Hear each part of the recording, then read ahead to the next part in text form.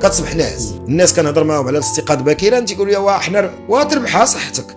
راه الاستيقاظ باكرا تينجيك من بزاف ديال الامراض، وامراض صعيبه بزاف كداء السكري، كارتفاع الضغط، ككوليسترول، كالاكتئاب، بزاف ديال الامراض كينجيك منهم على الاستيقاظ باكرا. الناس لقاو، العلماء لقاو بان السكته القلبيه والجلطه كيجيو ما بين 3 و 5 الصباح.